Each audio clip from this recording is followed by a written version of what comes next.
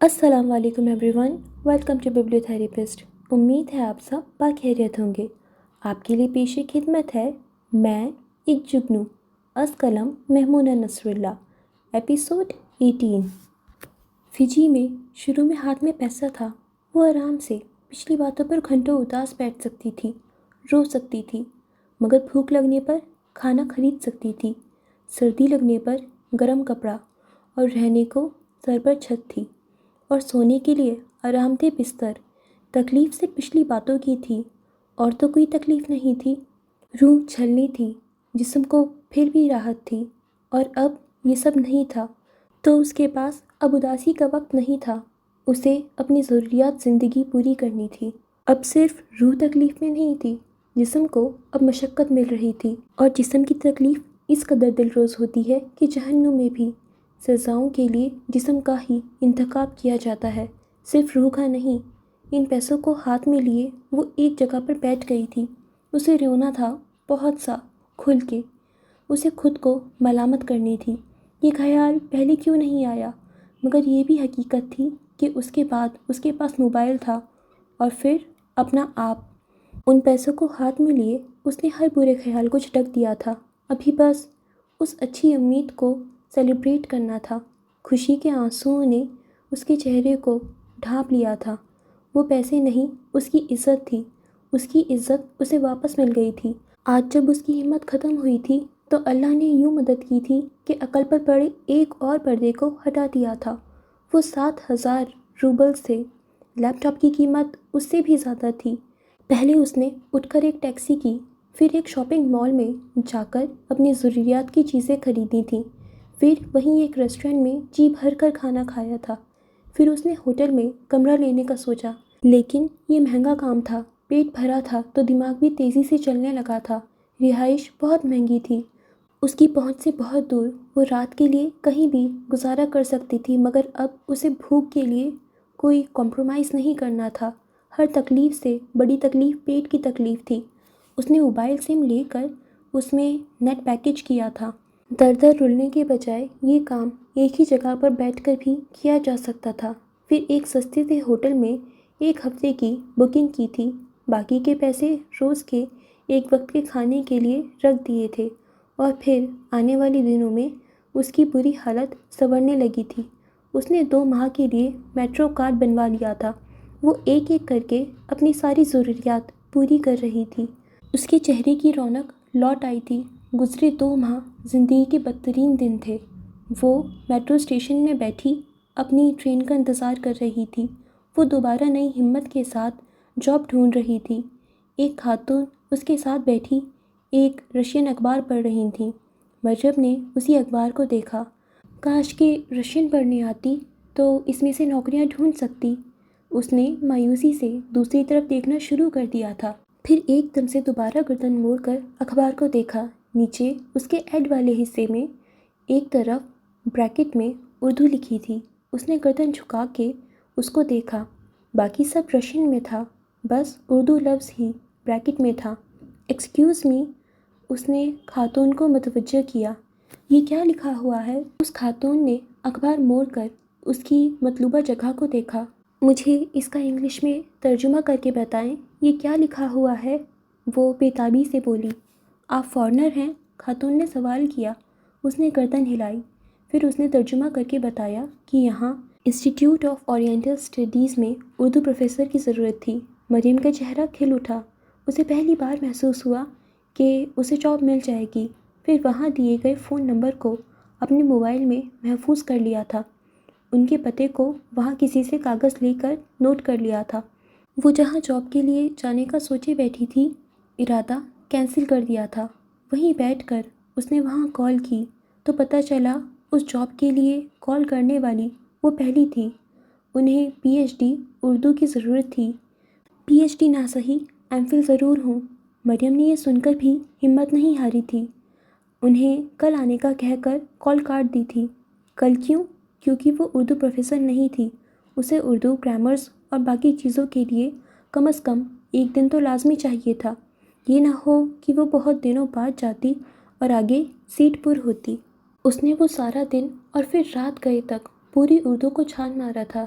یہ تو اس کا پسندیدہ کام تھا، کتابوں کو پڑھنا، انہیں یاد کرنا۔ گرامر، ضرب المثال، غالب کے اشعار کو یاد کرتی رہی۔ اردو میں جو بندہ اہم تھا اس کے بارے میں پورا نہیں پڑھ سکتی تھی تو تھوڑا بہت ضرور یاد کر رہی تھی۔ اردو ادب ایک دن میں تو سمٹنے سے رہا، مگر وہ ہمت نہیں ہار رہی تھی۔ صبح اٹھ کر ایک شلوار قمیص استری کی تھی۔ خالص پاکستانی ہولیے میں جانا تھا، اچھا امپریشن پڑتا۔ اب تک اپنا ایک ہی بیگ ساتھ لے کر جاتی تھی۔ اتنی اچھی جاب کے لیے اس طرح نہیں جا سکتی تھی۔ جانے سے پہلے وہ شاپنگ سینٹر ایک خوبصورت پاؤچ لیتی گئی۔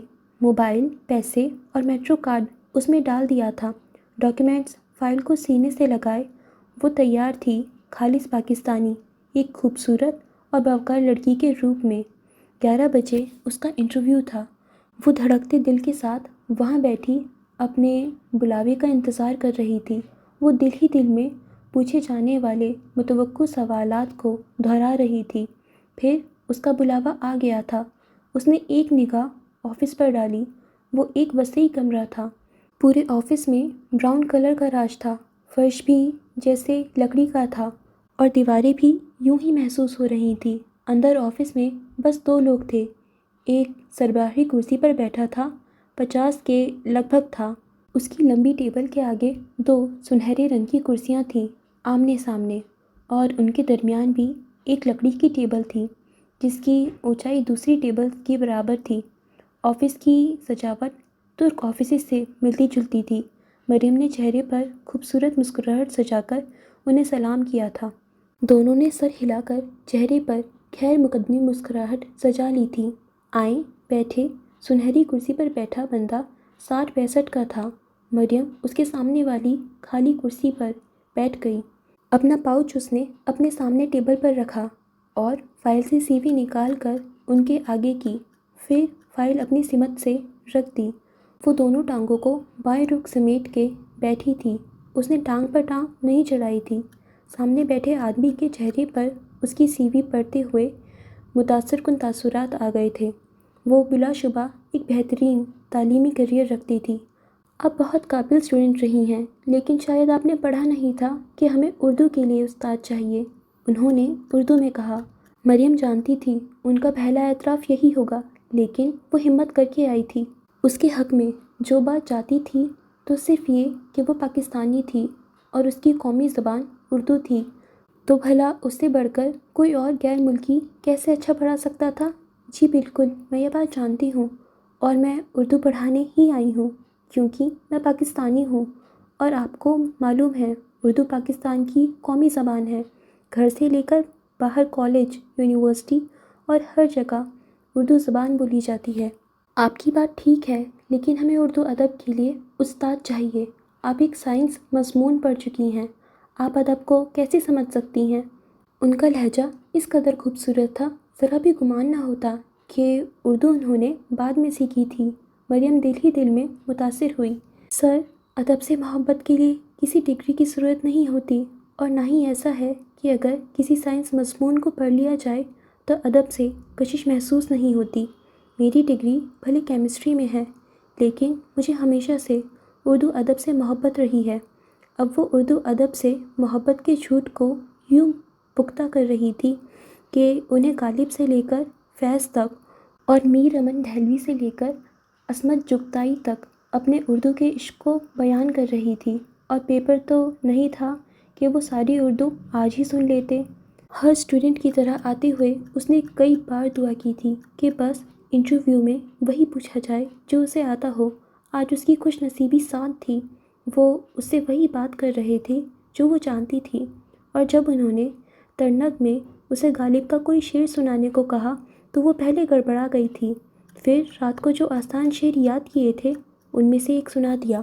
کھلتا کس پہ کیوں میرے دل کا معاملہ، شعروں کے انتخاب نے رسوا کیا مجھے۔ وہ تو جھوم رہے تھے، انہیں عرصے بعد کوئی اردو سے محبت کرنے والا ملا تھا۔ اتنے پیارے انداز میں اردو میں بات کر رہی تھی وہ لڑکی، وہ تو اس سے متاثر ہو رہے تھے۔ وہ ازبک تھے۔ انہوں نے ماسکو یونیورسٹی سے اردو میں پی ایچ ڈی کی تھی، پھر بعد میں یونیورسٹی میں اردو کا شعبہ ختم ہو گیا تھا اور وہ اب یہاں پڑھا رہے تھے۔ روس میں کوئی اردو بولنے والا ڈھونڈنا سمندر میں سوئی تلاش کرنے جیسا تھا۔ پاکستان گورنمنٹ کو تو اس بات سے کوئی دلچسپی ہی نہیں تھی کہ ان کی زبان وہاں پڑھائی جاتی کہ نہیں۔ استاد نہیں تھا تو مہیا کرتے۔ اردو کا استاد انڈیا سے آ جاتا تھا، مگر روس میں وہ یقیناً پہلی پاکستانی اردو کی استاد لگنے والی تھی۔ وہ اب اس سے اپنے پاکستان کے دوروں کا ذکر کر رہے تھے۔ سربراہی کرسی پر بیٹھے شخص کو اردو سمجھ تو نہیں آتی تھی، لیکن اندازہ ہو گیا تھا کہ اردو کی نئی استاد مل گئی ہے۔ خیر، اب اتنا بھی اچھا نہیں تھا، کیونکہ اس کی ڈگری اردو کی نہیں تھی، تو طے یہ پایا تھا کہ جب تک پی ایچ ڈی اردو کوئی نہیں آتا وہ پڑھاتی رہے گی۔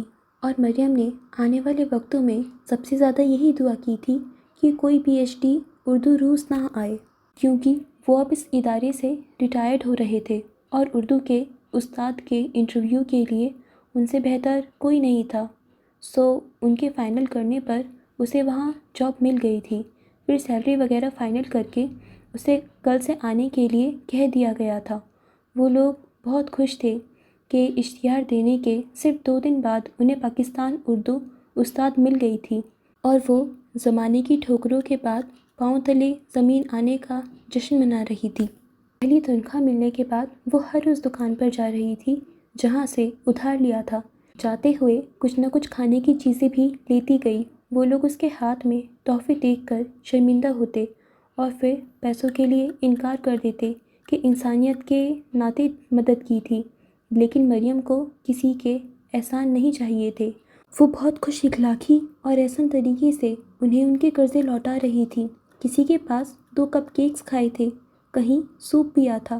لمبے چوڑے ادھار نہیں تھے، لیکن ان کو اتارتے وقت اسے یوں لگ رہا تھا کندھوں سے بھاری بوجھ ہٹتا جا رہا ہو۔ وہ جب مسکرا کر انہیں ادھار رقم کے ساتھ تحفے پیش کرتی تو وہ شرمندہ ہو اٹھتے۔ وہ ان کی بد اخلاقی کے زہر کو اپنے اچھے اخلاق سے ختم کرنا چاہتی تھی۔ کچھ دکانیں ایسی بھی تھیں جہاں کی وہ ریگولر بھکارن کسٹمر تھی۔ اپنے لیے شاپنگ کر کے اس نے بہت کچھ بلیوں کے لیے لیا تھا۔ راستے میں کہیں بلی نظر آتی، وہ محبت سے اس کے آگے کھانے کی چیزیں رکھ دیتی۔ وہ اس جانور کا احسان کبھی نہیں بھول سکتی تھی۔ وہ پھر سے اس گلی میں گئی تھی اور رات گئے تک اس بلی کا انتظار کیا تھا۔ وہ نہیں آئی تھی۔ وہ اداسی سے اٹھ آئی تھی۔ اس نے سوچا تھا کہ وہ اسے اپنے ساتھ رکھے گی۔ اس نے اپنا اپارٹمنٹ لینے کا سوچ رکھا تھا۔ روس میں تقریباً ہر چیز گورنمنٹ کی ہے، لیکن پھر بھی پرائیویٹ سیکٹر تھا، اور ماسکو کیونکہ بڑا شہر تھا تو پورے ملک سے لوگ اچھی جابس کے لیے وہیں آتے تھے، اور پھر رہائش بھی چاہیے ہوتی ہے، تو وہاں رہائش بہت زیادہ مہنگی تھی۔ لیکن مریم کو اپنا گھر چاہیے تھا۔ وہاں کے ہوٹل اور ہاسٹلز بھی مہنگے تھے۔ اگر وہاں رہائش رکھتی تو اپنا گھر نہیں بننا تھا۔ وہ ہفتے کے چند دن کسی ہاسٹل میں بکنگ کر لیتی تھی، ورنہ ویسے بھی اسے باہر رہنے کا خوب تجربہ ہو چکا تھا۔ وہ پیسے بچا کر اپنے گھر بنانے والی تھی۔ پھر ادارے میں ایک فرینچ ٹیچر نے کہا کہ کسی رشین فیملی کے پاس پیئنگ گیسٹ بن جائے۔ مریم کو اس بات کا پتہ نہیں تھا۔ ان کے کہنے پر وہ اب ایک بڑی سی فیملی کی مہمان تھی، اور وہاں رہتے وہ رشین کلچر کو دیکھ رہی تھی۔ عموماً پاکستانی فیملیز کی طرح بڑی فیملیز تھیں۔ 5-6 بچے، دادا دادی کا ساتھ رہنا۔ جوائنٹ فیملیز کی رہائش مہنگی ہونے کی وجہ سے بھی تھا۔ پہلے جلد شادیوں کا رواج تھا، اب یہ بھی ختم ہو رہا تھا۔ ایک طرح سے مشرق ہی تھا، مگر مغرب کے رنگ دکھاتا ہوا۔ لباس کے معاملے میں پورا مغرب تھا، اور روایات کے حساب سے مشرق۔ وہ اصل روس کو اب دیکھ رہی تھی۔ ایک مڈل کلاس فیملی کے ساتھ رہتے، اور اسے وہ لوگ بہت پسند آئے تھے۔ جب اچھا وقت آتا ہے تو پھر لوگ بھی اچھے ہو جاتے ہیں۔ اگر وہ امریکیوں کی رائے پر جاتی تو روسی ذرا سنجیدہ مزاج کے تھے، یا پھر ہر کسی کو دیکھ کے مسکراہٹ سے نوازنے والے تھے۔ خیر، ایسا نہیں تھا۔ اس کی ذاتی رائے کے مطابق وہ اچھے لوگ تھے، مہمان نواز، اور بہت حد تک اپنے ملک اور شہر میں خوش رہنے والے۔ پھر اس نے فجی قونصلیٹ میں کال کر کے اپنے کیس کا پتہ کیا تھا۔ کرسٹینا بچ گئی تھی، اور یہ کیس بھی اس کے سر سے ہٹ گیا تھا۔ وہ بے حد و بے حساب خوش تھی۔ دیر سے صحیح، مگر اچھا وقت لوٹ رہا تھا۔ وہ اپنے آپ کو اس جاب کے لیے اچھا امیدوار ثابت کرنے کے لیے بھرپور محنت کر رہی تھی۔ اس کے پاس صرف 30 اسٹوڈنٹس تھے۔ ان کی اور اس کی عمر میں زیادہ فرق نہیں تھا، تقریباً ہم عمر تھے۔ تو پہلے اسے سمجھ نہیں آیا تھا کہ ان کے ساتھ کیسا تعلق قائم کرے۔ پھر وہ ان کے لیے دوست بن گئی تھی۔ مگر جب ایسا ہوتا ہے تو اکثر دیکھنے میں آتا ہے کہ شاگرد اس دوستی کی آڑ میں اخلاق اور احترام کے پردوں کو ختم کر دیتا ہے۔ وہ احترام کی حدوں سے نکل جاتا ہے۔ مریم کے لیے پہلا تجربہ تھا اپنے کسی شاگرد سے کوئی بھی ایسی بات سننا۔ وہ غصے میں تھی۔ اسٹاف روم میں اس وقت کوئی نہیں تھا۔ ویسے تو ہر استاد کا اپنا آفس تھا، لیکن کبھی کبھار سب اس کمرے میں مل بیٹھ کے باتیں کیا کرتے تھے۔ اس نے شاگرد کو تو کچھ نہیں کہا تھا، اب بیٹھ کے اپنے آپ کو سنا رہی تھی۔ اس وقت اسٹاف روم میں ایک سینئر استاد داخل ہوئے۔ مریم نے چہرے سے ہاتھ ہٹا کر دیکھا۔ سر ایلبرٹ تھے، روسی ادب میں پی ایچ ڈی تھے۔ وہ انہیں دیکھ کر سیدھی ہو بیٹھی۔ اسے دیکھ کر انہوں نے مسکراہٹ اچھالی اور ایک جانب رکھے صوفے پر جا بیٹھے اور سامنے میز پر رکھا اخبار اٹھا کر پڑھنے لگے۔ مریم نے چند گہری سانسیں لیں تاکہ غصہ کم ہو۔ ابھی واپس کلاس میں جانا تھا۔ کیسی ہیں آپ؟ مس مریم۔ رشین میں مس کو میس بولا جاتا ہے، جیسے ایم کے بعد آئی کی بجائے ای لگا دیا جائے۔ انہوں نے اخبار کے ایک کونے کو فولڈ کر کے اسے دیکھا۔ مریم نے ان سے زیادہ خوبصورت رشین زبان کسی کو بولتے نہیں سنا تھا۔ ایک ٹھہراؤ تھا ان کے انداز میں۔ وہ زیادہ تر رشین میں ہی بات کرتے تھے۔ مریم کی رشین اب اتنی اچھی ہو گئی تھی کہ وہ آرام سے بات چیت کر لیتی تھی۔ میں ٹھیک ہوں، آپ کیسے ہیں سر؟ اس نے بھی لفظ سر کو شین انداز میں کہا۔ وہ ہنس دیے۔ آپ میں سیکھنے کی بہت صلاحیت ہے، بہت جلدی آپ ہماری زبان سیکھ گئی ہیں، انہوں نے سراہا۔ لیکن مشکل لفظ ابھی بھی بولنے نہیں آتے۔ جب آپ بولتے ہیں تو پتہ چلتا ہے میں نے ابھی بھی کچھ نہیں سیکھا۔ وہ اس کی تعریف پر مسکرائے۔ لیکن میں پھر بھی یہی کہوں گا، آپ میں سیکھنے کی صلاحیت ہے۔ کہیں ایک دن آپ یہاں کھڑی ہو کر ہمیں رشین زبان نہ پڑھا رہی ہوں۔ ارے نہیں سر، رہنے دیں۔ آج کل کے اسٹوڈنٹس قدرے بدتمیز ہیں۔ میں کبھی بھی دوبارہ ٹیچر نہیں بننا چاہوں گی۔ اس کا لہجہ تلخ ہوا۔ کیوں، کیا ہوا؟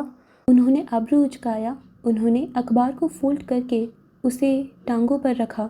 ہوا کچھ نہیں، بس میں نے نوٹ کیا ہے آج کل کے اسٹوڈنٹس اپنے ٹیچرز کی عزت نہیں کرتے۔ وہ یہ تو کبھی بھی نہیں بتا سکتی تھی کہ میرے شاگرد میری عزت نہیں کرتے۔ اس میں پہلی غلطی خود استادوں کی ہے۔ ہمارے زمانوں میں معلمی پیشے کو صرف وہی اپناتا تھا جسے شوق ہوتا تھا، مگر آج بہت سے ایسے استاد ہیں جنہیں شوق تو کچھ اور بننے کا ہوتا ہے، مگر بن استاد جاتے ہیں۔ کیوں؟